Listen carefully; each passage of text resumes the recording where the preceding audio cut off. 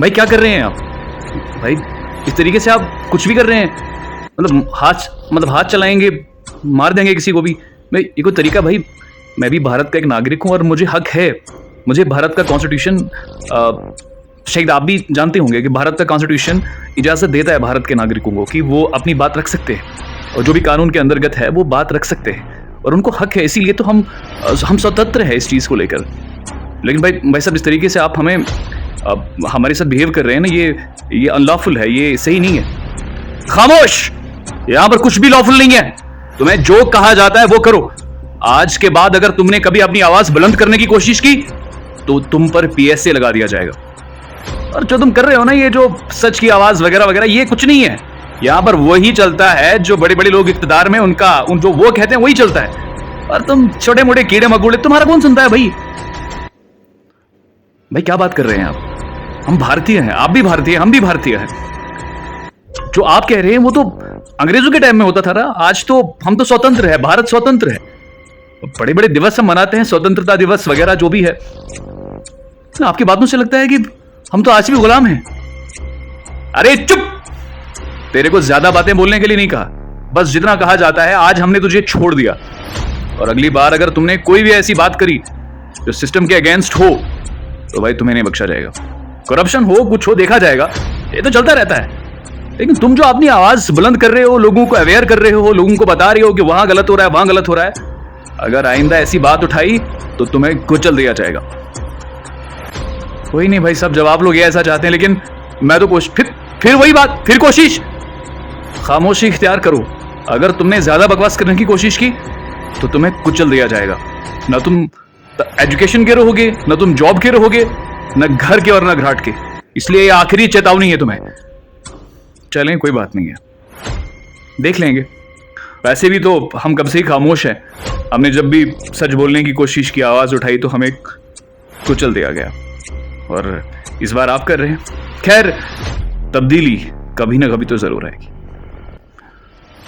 दोस्तों, ये छोटा सा जो ये एक story type, it's a sort of fiction जो मैंने आप सबके सामने रखा, थोड़ा आप सबको एंटरटेन करूं, क्योंकि अब तो बचा ही है एंटरटेनमेंट, तो उसके बगैर शायद ही कुछ होगा। वैसे हालात कुछ ऐसे बने हैं कि आज आप डायरेक्टली कुछ बोल भी नहीं सकते हो, लेकिन हाँ, ये जो ड्रामेटिक अंदाज में आप तक अपनी बात को पहुंचाने की कोशिश करें। वैसे अब कोई और रास्ता बचा भी नहीं है अपनी बात रखने का।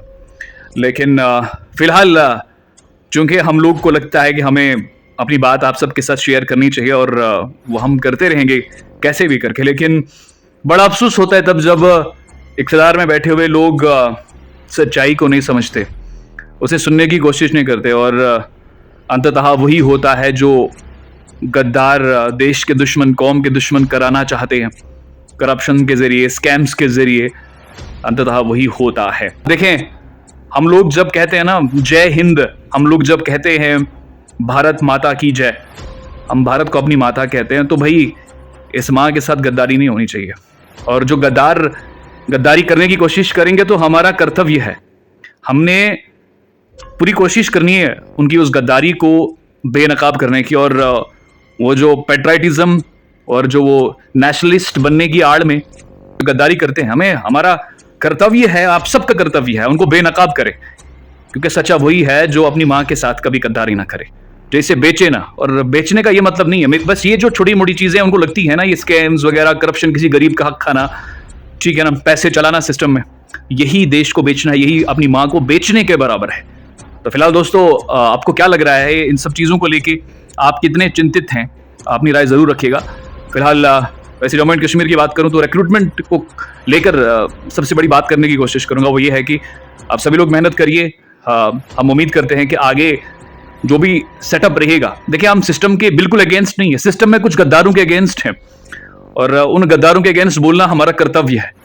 हाथ की सभी उंगलियां बराबर नहीं होती। हमारे सिस्टम में बहुत अच्छे लोग भी हैं जो देश के प्रति सच्ची निष्ठा के साथ काम करते हैं, अपने देश को हमेशा पहले रखते हैं। लेकिन कुछ गद्दार भी हैं, और उन ही गद्दारों की वजह से आज हमारा देश जो है ये जो अनएम्प्लॉयमेंट की आग में है जो है जल रहा है, और भी बाकी बहुत सारे इश्यूज हैं।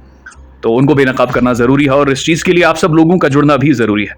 बाकी एग्जाम्स के लिए पढ़िए, मेहनत करिए। हमें उम्मीद है कि JKSSB में जो गद्दार थे उनको बाहर निकाल दिया गया होगा, क्योंकि लास्ट टाइम पर भी कुछ सेक्शन ऑफिसर जो JKS थे और कुछ और एम्प्लॉइज़ जो थे उनको सीबीआई ने शॉर्टलिस्ट किया था। हमें उम्मीद है कि उन पे भी कार्रवाई होगी। और जो पिछले एग्जाम्स में स्कैम हुए थे, जो खुद हमारे एलजी साहब ने अनाउंस किया था ट्वीट करके, उन गद्दारों को भी सामने लाया जाए। वैसे ये मांग तो रहेगी हमारी पहले से ही है कि वो स्कैमर्स कहाँ पे, आपने उनको क्या सजा दी, वो चार्जशीट कहाँ पे है, ये सवाल हमारा उनसे ज़रूर रहेगा। और उसके अलावा क्योंकि अगर ये इनके जवाब नहीं आएंगे तो हमें लगेगा कि अभी भी बहुत कुछ बाकी है, अभी भी बहुत कुछ बाकी है। वो स्कैमर्स, वो चोर अभी भी सिस्टम में हैं, वो अभी भी धांधलियां कर रहे हैं, वो अभी भी और आगे भी कर सकते हैं। उनको बेनकाब करना, उनको पब्लिक के सामने लाना और सख्ती से उनके साथ निपटना हमारी एक मांग है। फिलहाल आज के लिए इतना ही, मिलेंगे अगली नई बात के साथ, तब तक के लिए जय हिंद।